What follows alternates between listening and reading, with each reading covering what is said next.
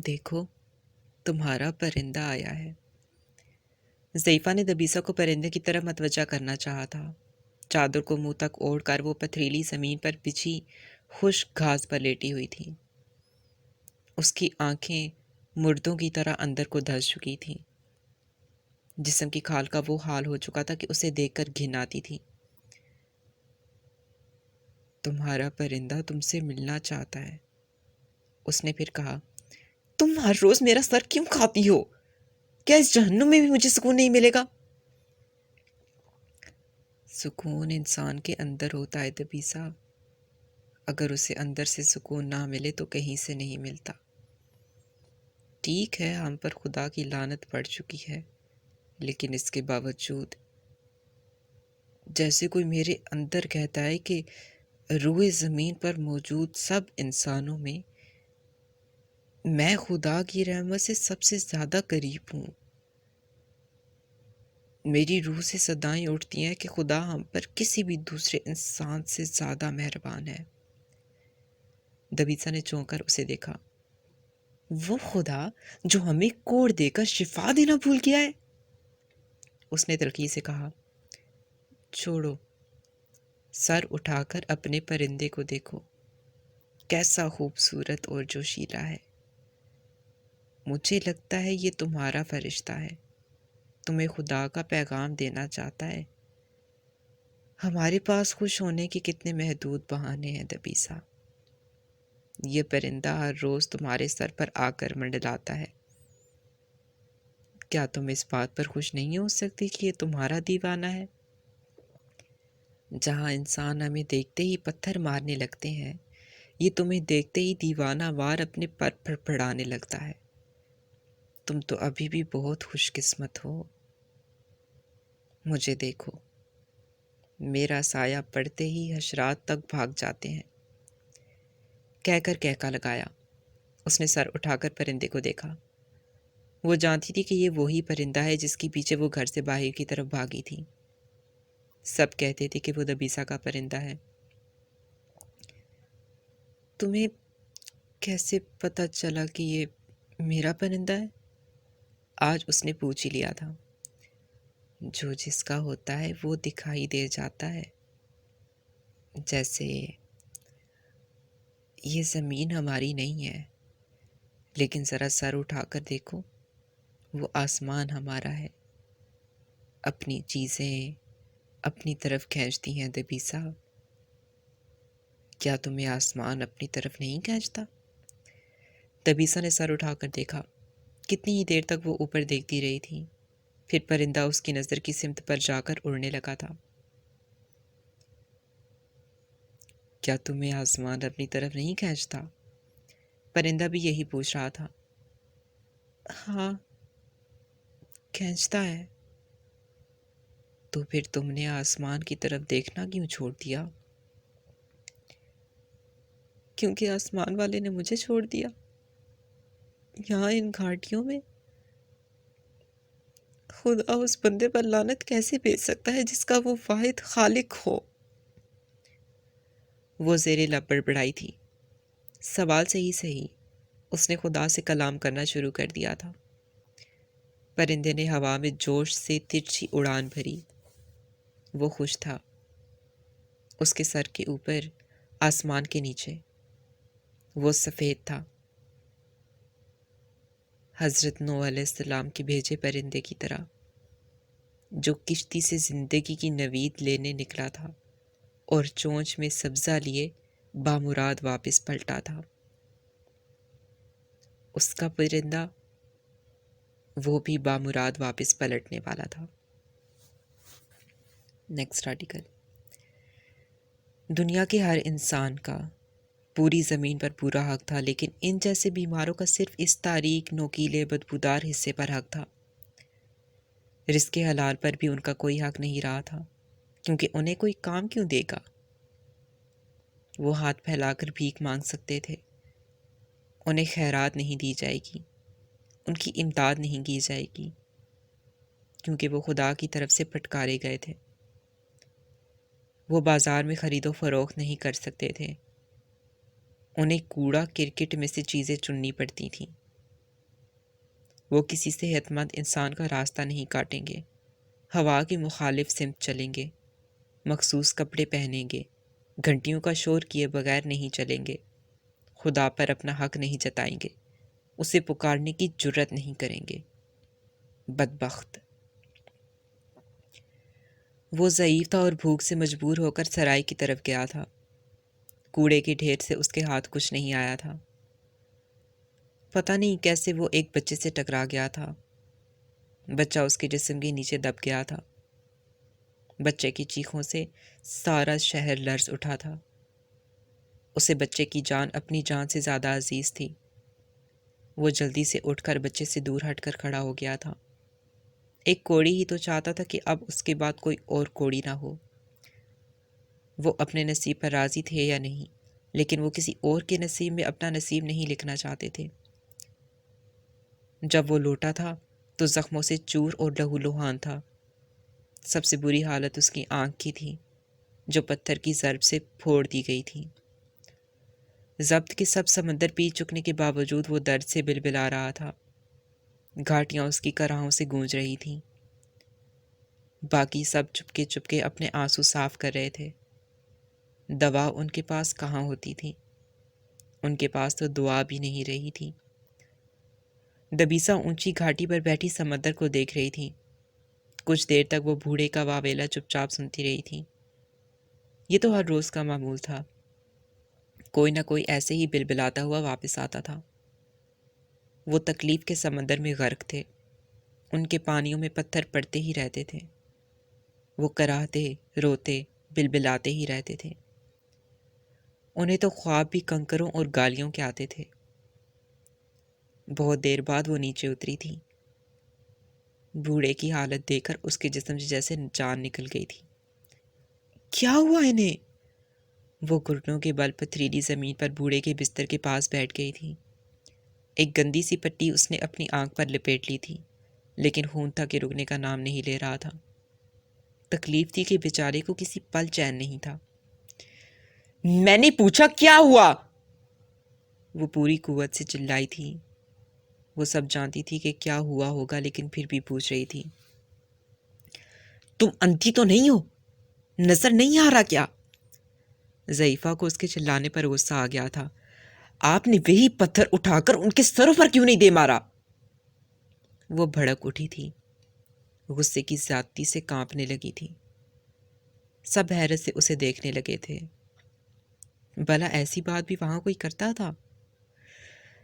دوبارہ یہاں کوئی پتھر کھا کر واپس نہیں آئے گا، سن لے سب، اس نے ہاتھ اٹھا کر للکار کر کہا تھا۔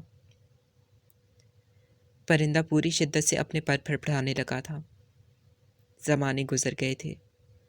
پرانی دبیسا اب زندہ ہوئی تھی۔ پرندہ گھاٹیوں سے نکل کر شہر کی طرف جا رہا تھا۔ دبیسا نے پرندے کو شہر کی طرف جاتے ہوئے دیکھا تو دنگ رہ گئی۔ وہ اس طرف نہیں جانا چاہتی تھی۔ وہ سوچ میں پڑ چکی تھی۔ زمانے گزرے، دنیا تو کب کی تباہ ہو چکی تھی۔ وہاں کوئی شہر بھی آباد ہے وہ نہیں جانتی تھی۔ اور اب کس لیے؟ خون کا حساب لینے کے لیے؟ لیکن کیوں؟ سوال اپنی جگہ قائم تھا۔ جواب کی چاہ کے بغیر اس نے اپنے قدم بھی پرندے کے پیچھے پیچھے بڑھا دیے۔ ضعیفہ اسے روکتی رہ گئی تھی، لیکن وہ چادر کو سر پر کھینچ کر شہر کی طرف چلی گئی تھی۔ وہ سارے شہر کو آگ لگا دے گی، پتھر مار مار کر ایک ایک کا سر پھوڑ دے گی۔ جیسے ہی وہ گھاٹیوں سے باہر نکلی، اس کی چال میں تیزی آ گئی۔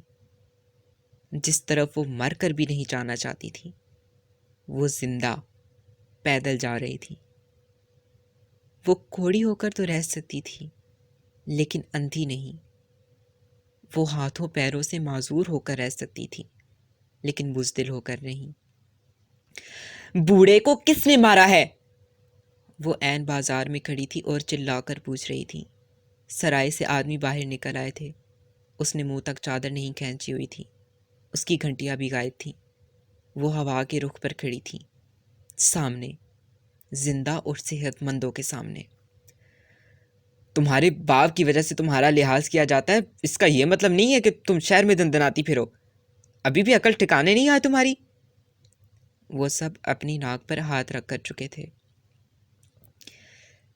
میری عقل ٹھکانے آ چکی ہے، تمہارا ایمان ٹھکانے آنے والا ہے۔ میں اس انسان کا سر کچل کر رکھ دوں گی جس نے اس بوڑھے کی آنکھ پھوڑی ہے۔ میں کوڑی ہوں، اپنے منہ سے ایک ایک کو کاٹ کر اپنی طرح کا کوڑی کر دوں گی۔ پتھر مارنے والے تمہارے بچوں کی گردنوں میں دانت گاڑ دوں گی، خون پی جاؤں گی سب کا۔ یاد رکھنا، میرا نام یاد رکھنا، دبیسا۔ اس نے بڑھ کر ذرا دور کھڑے ایک بچے کا ہاتھ دبوچ لیا تھا۔ بچہ خوف سے رونے لگا تھا۔ ہم نے رحم دلی کا ٹھیکہ نہیں لیا ہوا، اگر تم پتھر مارو گے تو ہم بھی ماریں گے۔ تم خدا کے پیارے ہو تو ہم خدا کی طرف سے پھٹکارے ہوئے ہیں۔ اگر یہ سب ایسے ہے تو پھر یہ ایسے ہی ہوگا۔ اس نے منہ کھول کر بچے کا ہاتھ دانتوں سے کاٹنا چاہا تو اس کا باپ چلا اٹھا، بدبخت، میرے بچے کو چھوڑ دے۔ وہ بلا اٹھا تھا۔ وہ ہنسی اور اس نے جھٹک کر بچے کا ہاتھ چھوڑ دیا تھا۔ دوبارہ یہاں سے پتھر آئے تو میں آگ لے کر آؤں گی، کوڑ کی آگ، جلا کر راکھ کر دوں گی۔ اپنی زبانیں انگارہ ہی رکھو لیکن ہاتھ باندھ لو، بھیک نہ دو اور ذلت بھی روک لو۔ رحم نہ کرو اور انسانیت کا کھوکھلا نقاب اوڑھ لو۔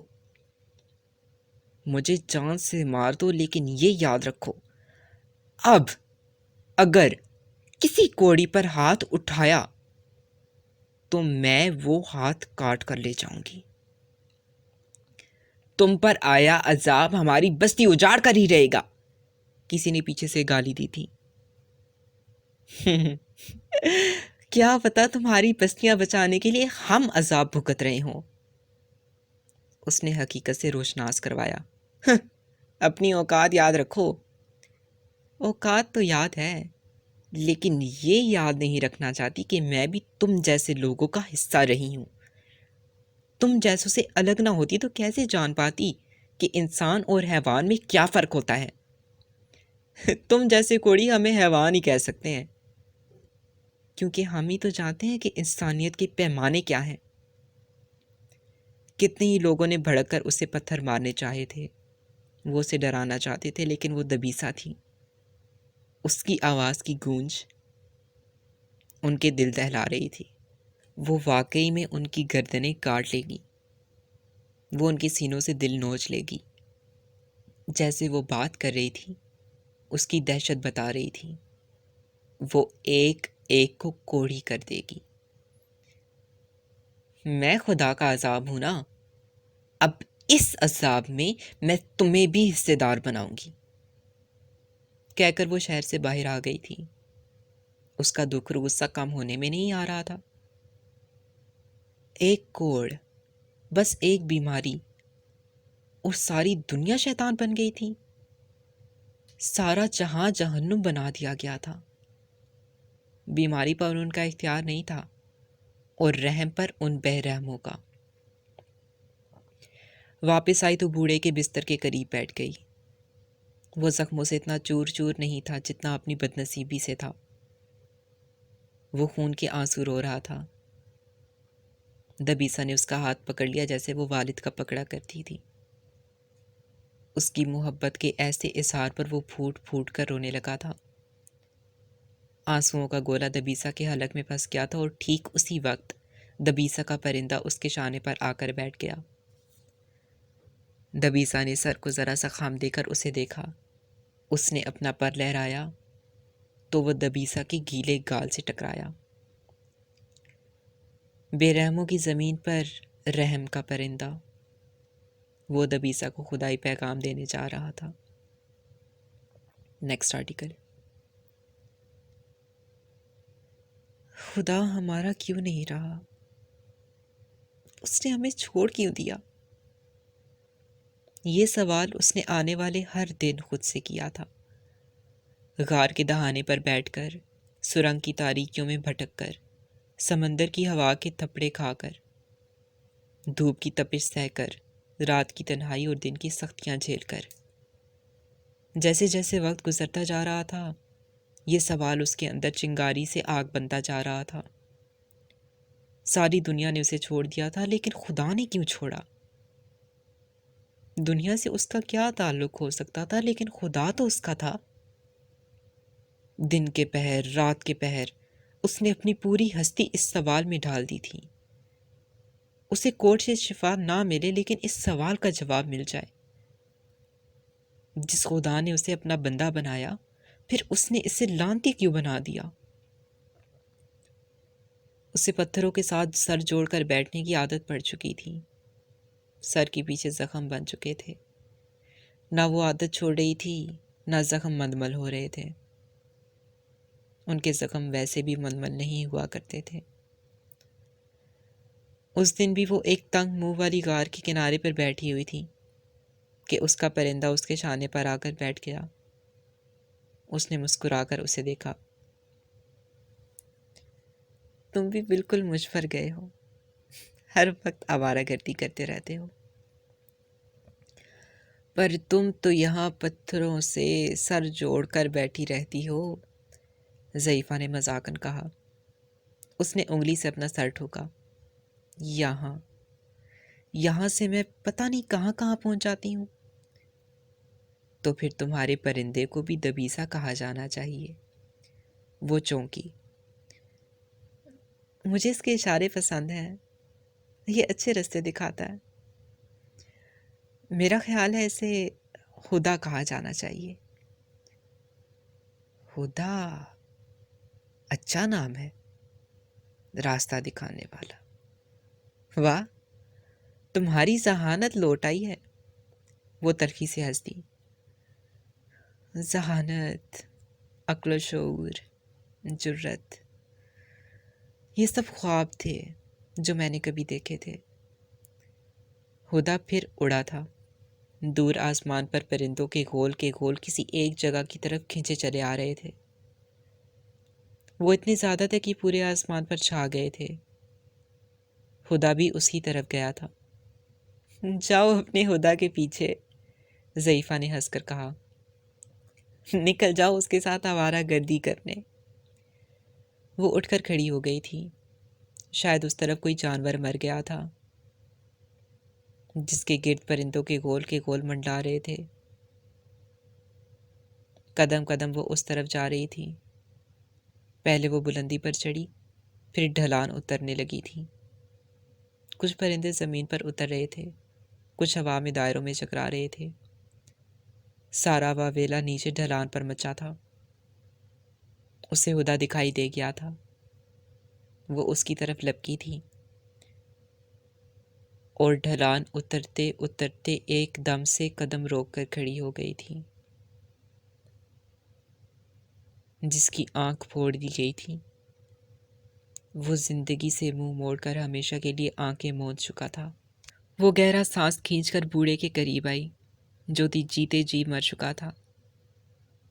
اب وہ واقعی میں مر چکا تھا۔ بھلا ایک کوڑی کے مرنے پر پرندوں کی آمد کا کیا مقصد تھا؟ اتنا واویلا کس لیے؟ زمین جو اس کی سانسوں پر تنگ تھی، اب اس کے مردہ وجود پر بھی تنگ رہے گی۔ چپ چاپ کھڑے وہ کتنی ہی دیر تک اسے دیکھتی رہی۔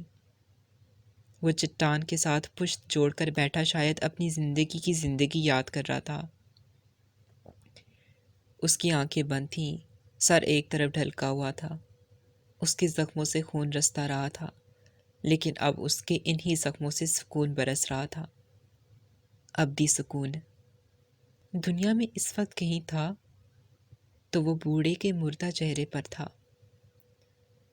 وہ اتنا خوش دکھائی دیتا تھا جتنا ساری دنیا مل کر بھی اسے نہیں رکھ سکی تھی۔ اس کی موت کی ایک ایک نشانی گواہی دے رہی تھی کہ اسے دنیا سے رہائی نہیں ملی، اسے خدا مل گیا ہے۔